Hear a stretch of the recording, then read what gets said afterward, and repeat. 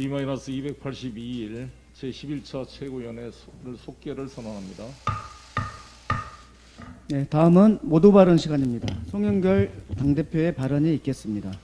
김우수 검찰총장 후보자에 대한 청문 보고서 재송부 시한이 오늘로 다가왔습니다. 검찰총장 공백 상황이 석 달째 이어지고 있습니다. 검찰 조직의 안정과 검찰 개혁의 후속 조치의 신속한 이행을 위해 오늘은 청문회 보고서 채택이 반드시 이루어져야 된다고 생각합니다. 국민의힘은 청문회 재개를 요구하며 보고서 채택을 거부하고 있지만 정상적인 청문 절차가 파행된 것은 국민의힘도 책임이 크다고 봅니다. 국민의힘은 반대를 위한 반대가 아닌지 돌아볼 때라고 생각합니다. 여러분, 2년 전에 2019년 7월에 윤석열 검찰총장 후보자 인사청문회에서 당시 야당인 자유한국당과 바른미래당은 총장의 사퇴를 촉구하면서 인사청문 경과서 보고 채택에 동의하지 않았습니다. 그랬던 검찰총장을 지금 자신의 가장 강력한 대통령 후보로 서로 환영하겠다는 입장을 표하고 있습니다. 야당은 그때의 그 모습을 돌이켜보면서 반대를 위한 반대를 중단해야 된다고 생각합니다. 김호수 검찰총장 후보자의 인사청문회 과정에서 대부분 의혹이 잘 해명된 것 같습니다. 아들 문제도 170만 원짜리 직장이었다는데 그 난 자체가 아버지 직업 직위를 쓰도록 난이 되어 있더라고요, 보니까. 그런 문제였고 다 잘 해명이 돼서 국민적 공감대도 만들어진 게 아닌가 생각이 드는데, 야당은 검찰총장 청문회 보고서 채택에 협력해 주실 것을 촉구하는 바입니다. 차제의 청문회 제도를 합리적으로 개선한 노력도 함께 이루어졌으면 좋겠다는 생각이 듭니다. 우리나라에서 최초로 열리는 환경분야 다자 정상회의인 P4G 서울 정상회의가 어제 막을 올렸습니다. 저도 어제 대통령님 개회 연설에 참석을 했습니다. P4G 서울 정상회의를 통해 지속 가능한 성장, 인간과 자연이 서로 조화롭게 공존하는 녹색 지구의 청사진이 마련되기를 기원합니다. 기상청 조사에 따르면 지난 109년 동안 한반도의 연평균 기온이 무려 1.6도씨나 상승했다 그럽니다. 사람이 1.6도씨 온도가 오르면 자가격리 대상이 될 겁니다. 발열 체크되면 입장도 못하게 만들 것입니다. 그런데 지구가 1.6도씨가 넘어간다는 것은 심각한 위기 징후라고 생각이 듭니다. 우리나라는 7억 톤 이상의 온실가스를 배출하는 7번째 나라로 국제사회에서 기후악당으로 불릴 정도로 불명예를 가지고 있습니다. 우리 정부는 2030년 온실가스 24.4% 감축 목표를 제시하고 있는데요. 저는 이것에 그 상향이 필요다 이것을 주장했는데, 어제 마침 문재인 대통령께서 정상회의 참석 연설에서 국가 온실가스 감축 목표 NDC를 24.4%를 상향하겠다 이렇게 선언해 주었습니다. 적극 환영합니다. 우리 당도 이거를 뒷받침하겠습니다. 저희 이 다소중립화위원회가 우리 김성환 의원님이 또 실무 책임을 지고 지금까지 진행해 왔는데, 제가 위원장을 맡아서 곧 출범 회의를 해서 정부의 탈탄소위원회와 같이 협력해서 2050 탄소중립화 선언을 뒷받침할 수 있도록 노력하겠습니다. 네, 이상입니다. 예, 다음은 윤호중 원내대표의 발언이 있겠습니다. 네, 김호수 검찰총장 후보자에 대한 인사청문 보고서 재송부 시한이 바로 오늘입니다. 지난주 인사청문회는 야당의 어깃장으로 허무하게 끝났습니다. 야당은 그러고도 시한이 끝난 인사청문회를 다시 하자고 주장합니다. 국회는 법과 원칙에 따라야 합니다. 더욱이 검찰 수장의 공백이 장기화되면서 검찰 조직을 안정화시키는 일이 시급한 상황입니다. 검찰 개혁의 후속 작업도 속도를 내야 합니다.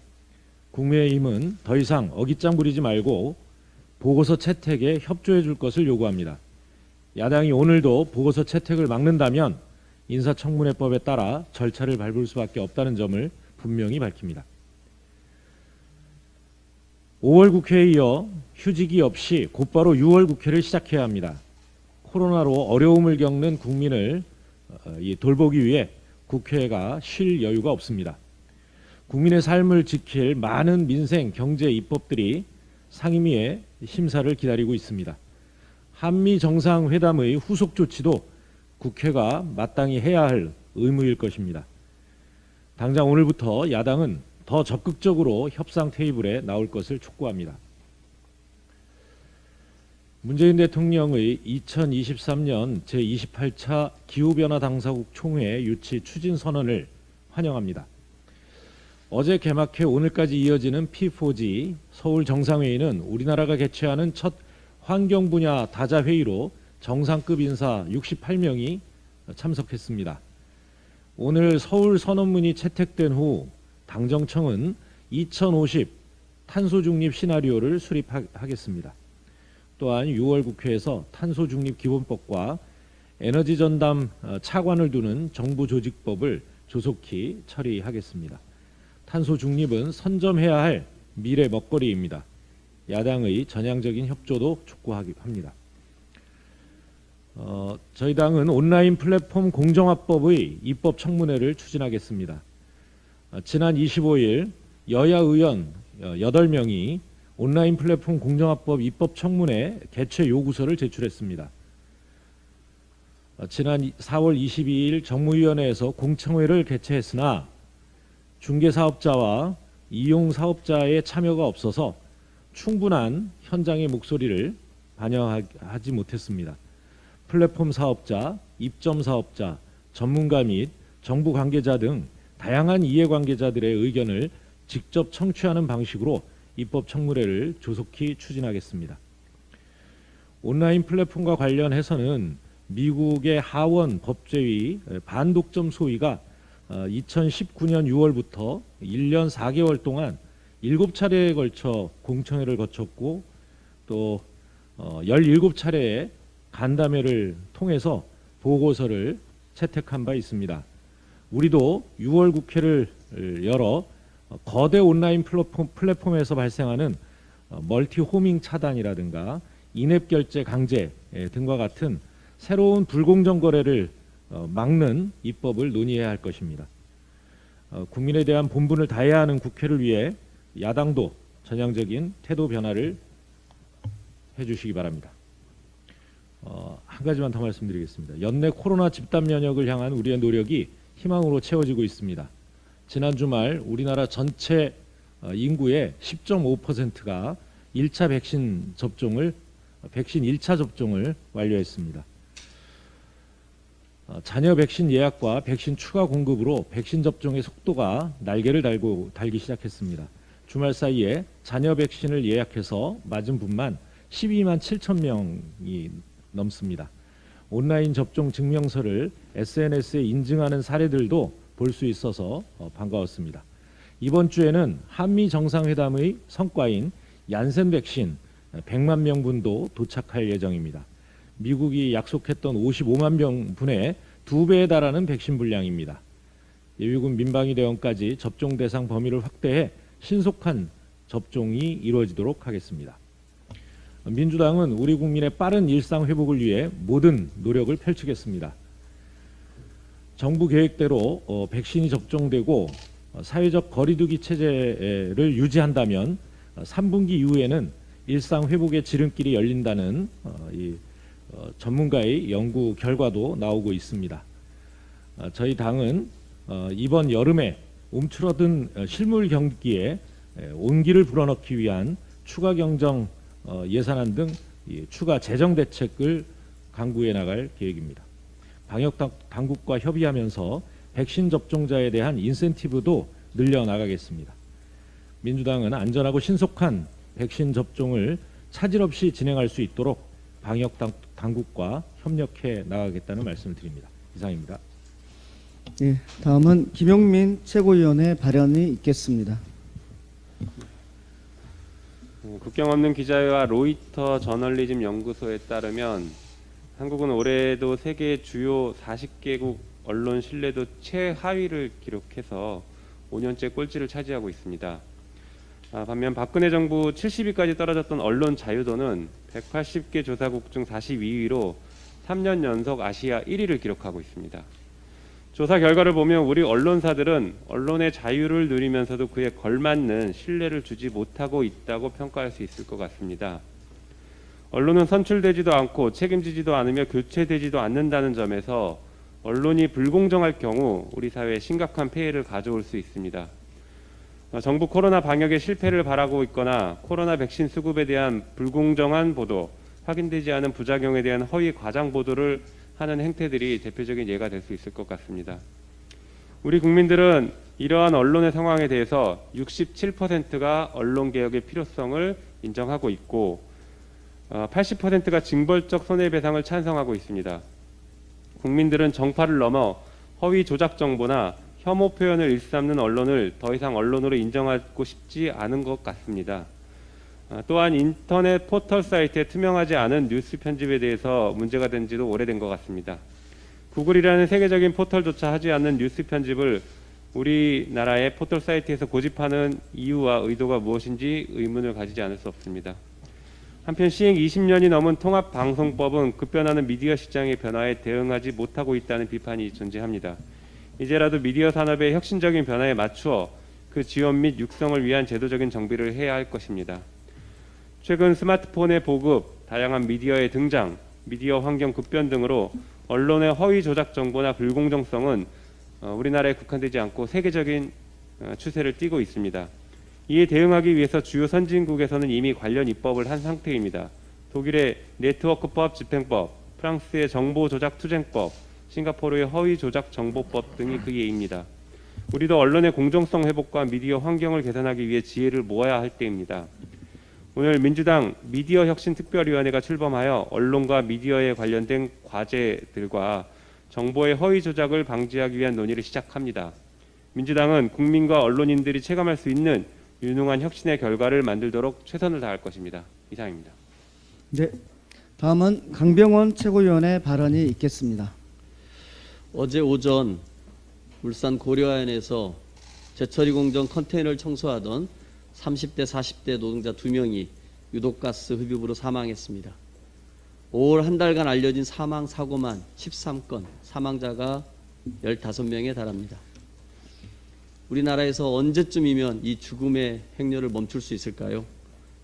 일터에서 돌아가신 모든 노동자분들의 명복을 빕니다. 지난 28일은 중대재해처벌법 제정의 기폭제가 됐던 구의역 사고 5주기였습니다.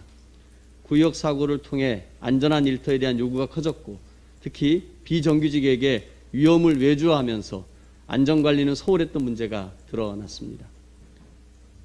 오랜 논의를 거쳐 올해 1월 중대재해처벌법이 통과됐지만 내년이 시행 예정이라 1년의 공백기간이 있습니다. 그래서인지 아직도 우리의 일터는 안전하지 않습니다. 지난 5월 8일 현대중공업 울산조선소에서 용접 작업 이동 중 추락해 40살 노동자가 사망했습니다. 사망사고 전인 올해 2월과 3월에 이루어진 현대중공업 집중감독에서 안전난간 설치 미비가 지적됐지만 개선되지 않았고 결국 사망사고로 이어졌습니다. 29일 토요일엔 아산 자동차 부품 공장에서 외국인 노동자가 기계에 머리가 끼어 숨졌습니다. 2인 1조여야 하는 작업에 여전히 한 명만 투입되고 신호수나 작업 지휘자 없이 위험한 작업을 수행하는 일이 계속해서 반복되고 있습니다. 노동부 근로감독의 실효성을 확보해야 합니다. 기업이 안전 중심 경영 방침을 수립했는지 이를 제대로 추진하고 있는지 점검하도록 제도를 정비해야겠습니다. 안전관리 미흡으로 지적된 사항이 제대로 개선됐는지도 확인해야 합니다. 현장에 실제로 안전하게 바뀌었는지 반드시 확인하도록 하겠습니다. 산업안전보건법, 중대재해처벌법 등 일터를 안전하게 만들기 위한 법은 이미 마련되어 있습니다. 다만 중대재해처벌법에서 50인 이하 사업장을 유예하고 5인 이하 사업장은 제외되어 있어 전체 사망사고의 80%를 차지하는 중소규모 사업장의 산재사고 예방에 실효성이 없을 것이라는 우려가 있습니다. 중소규모 사업장의 안전이 보장되도록 보안 입법을 서두르겠습니다. 싱가포르는 산업안전 선진국으로 꼽힙니다. 싱가포르 산재 사망 10만인율은 2004년 4.9에서 2018년 1.2로 14년 만에 75%가 감소했습니다. 이런 성과는 건설 안전학교 등 싱가포르 노동부가 주도한 안전정책의 효과입니다.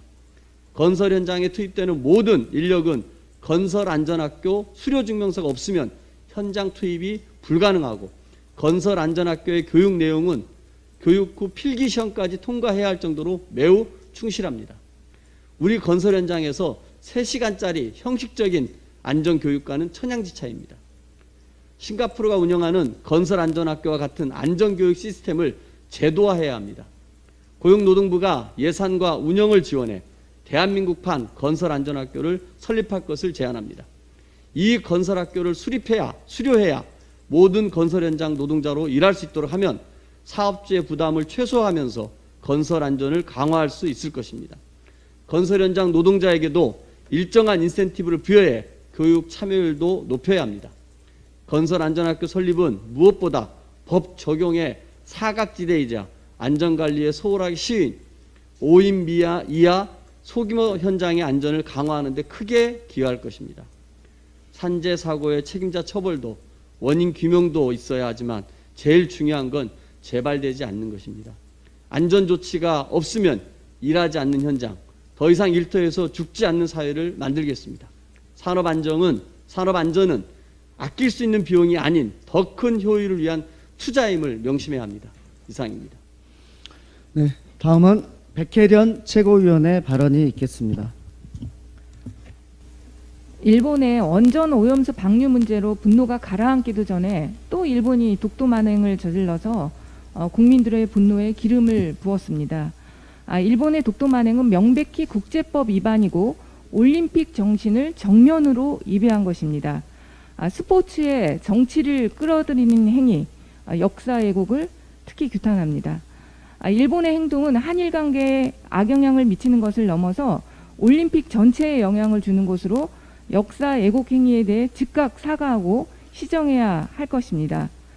그러나 일본 정부는 여전히 역사 왜곡의 정당성을 주장하며 무책임한 태도로 일관하고 있습니다.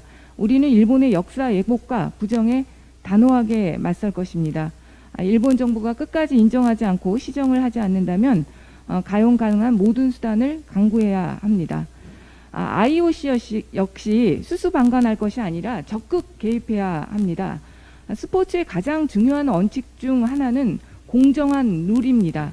한국은 동계올림픽 때 정치적 중립이라는 올림픽 원칙을 지키기 위해 지도에서 독도를 삭제했는데 똑같은 원칙이 이번에도 반드시 적용되어야 할 것입니다.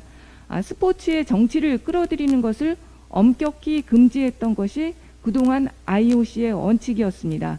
IOC의 적극적인 대응을 강력히 촉구합니다.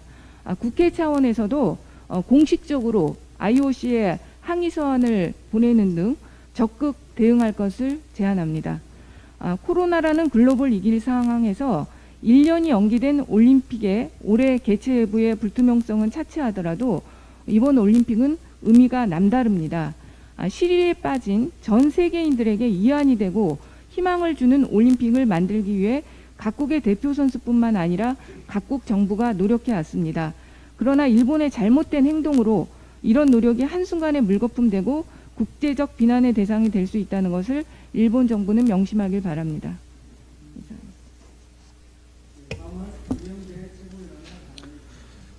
LH 투기 사태, 세종 특별공급 등 국민 높이에 맞지 않는 공직사회의 문제가 연이어 드러나고 있습니다.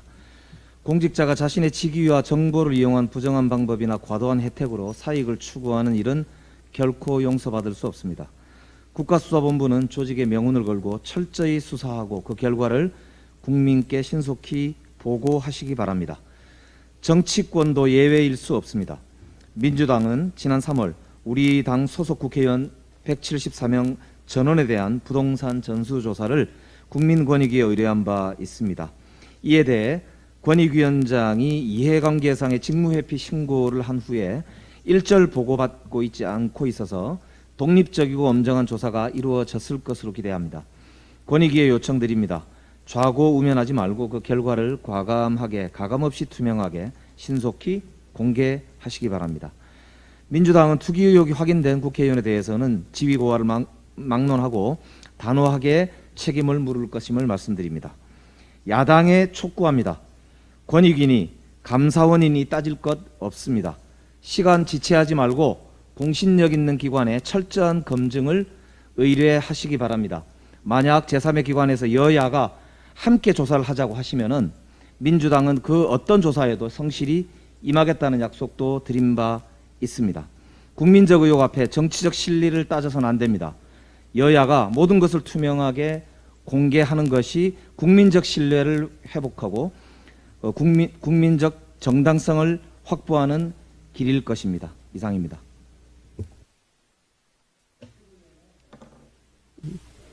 (60세) 이상 고령층 백신 접종 예약률이 60% 미만에서 68%까지 올랐습니다.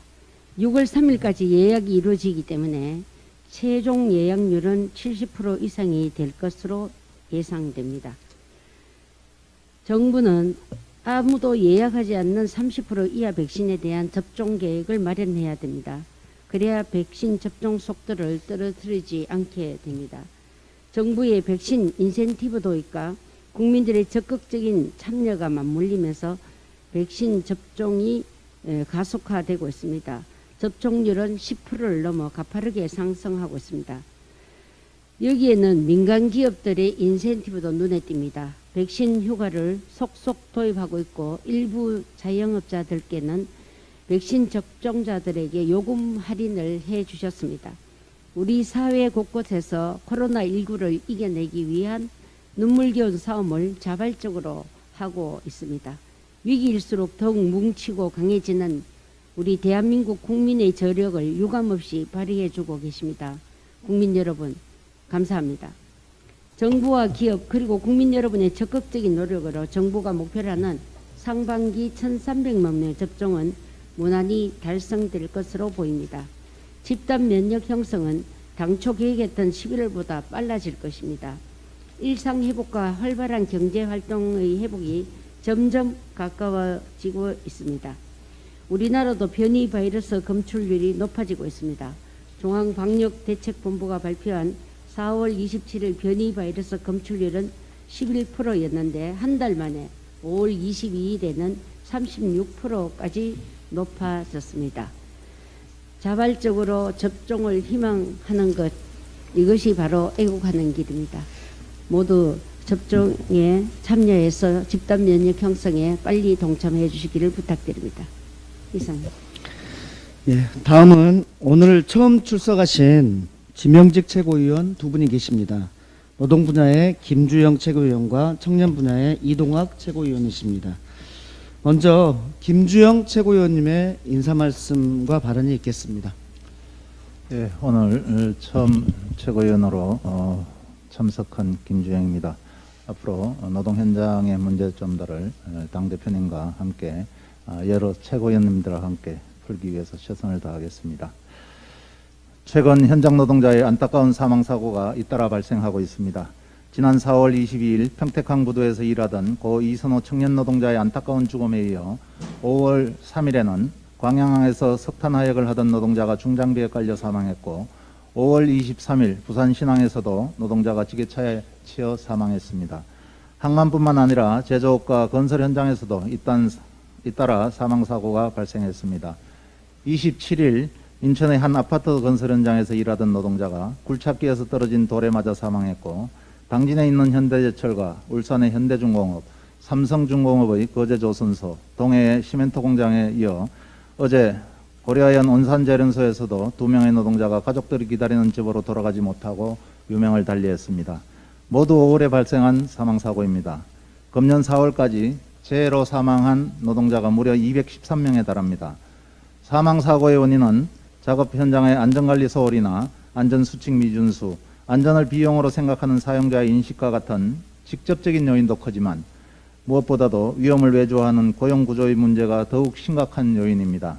지난 5월 28일 2016년 구의역 성광장에서 스크린도어를 설치하다 열차에 치여 숨진 당시 19살 비정규직 청년 노동자 김군의 오죽이었습니다. 이 사고를 통해 위험의 외주와 비정규직 문제가 크게 사회 문제화됐지만 작업장 사망사고는 현재도 진행형입니다. 2016년부터 올 3월까지 발생한 총 4,240건의 사망사고 중 약 40%인 1,698건이 하청업체 노동자의 사망사고였습니다. 서두에 말씀드린 평택항이나 부산신항, 광양항이나 거제조선소의 노동자 또한 하청업체 노동자이고 일용노동자였습니다. 이러한 문제는 기업이 안전을 도외시하고 생산성에 과도하게 치중하는 생산과 고용 방식을 고수하는 데서 비롯된 것입니다. 내년부터 중대재해처벌법이 시행됩니다. 하청이나 파견 등 고용 형태와 관계없이 원청의 책임성을 엄격하게 적용해야 하고 기업도 이에 철저히 준비를 해야 합니다. 그러기 위해서는 하위 법령이 조속히 마련돼야 하는데 아직까지 정부안이 마련되지 않았습니다. 산업안전청 설립 문제도 지지부진합니다. 산업재해를 줄이려는 정부의 노력이 아쉬운 상황입니다. 무엇보다도 근본적인 대책은 기업들이 불안정 고용을 축소시키는 고용의 질적 전환이 수반돼야 합니다. 우리 당은 안전을 우선시하고 사람의 목숨이 비용으로 인식되지 않도록 법 제도 개선에 나설 것입니다. 노동 존중이야말로 모든 노동자들이 작업을 마치고 안전하게 귀가할 수 있도록 각별한 관심과 노력이 필요합니다. 감사합니다. 네, 다음은 마지막으로 이동학 최고위원의 인사 말씀과 발언이 있겠습니다. 네, 오늘 처음 나오게 됐습니다. 제가 마지막에 이렇게 발언하게 돼서 주인공 같은 느낌이 있습니다. 네. 안녕하십니까. 오늘 최고위원으로 첫 인사를 드리게 된 이동학입니다. 저는 오늘 당원과 국민 여러분께 2포인트 개헌을 제안드리고자 합니다. 첫째, 대통령 출마 자격을 만 40세로 규정한 현행 헌법은 한마디로 장유유서 헌법입니다. 개정해야 합니다. 이 내용은 2018년 문재인 대통령께서 제안하신 개헌안에도 담겼던 내용입니다. 최근 국민의힘 경선에서 보이고 있는 이준석 후보의 돌풍은 더 이상 나이로 피선거권을 제한하는 것이 무의미해졌음을 보여주고 있습니다. 둘째, 현행 5년 단임제 조항은 사실상 레임덕 촉진 헌법입니다. 어느 정부도 제대로 된 역할을 하기가 어렵습니다. 4년 중임제로 개헌합시다. 이는 2006년 노무현 대통령께서 상생의 정치, 생산적 정치를 주장하며 제안하신 바 있습니다. 미안해, 대통령은 처음이라. 87년 헌법이 규정한 5년 단임제 하에서 모든 대통령은 이런 변명을 해야 했습니다. 지금 우리가 마주하고 있는 기후위기 등 환경 문제, 초저출산과 초고령 사회 문제, 4차 산업혁명, 미국과 중국을 중심으로 하는 외교 환경 변화는 중장기적인 대응을 필요로 합니다.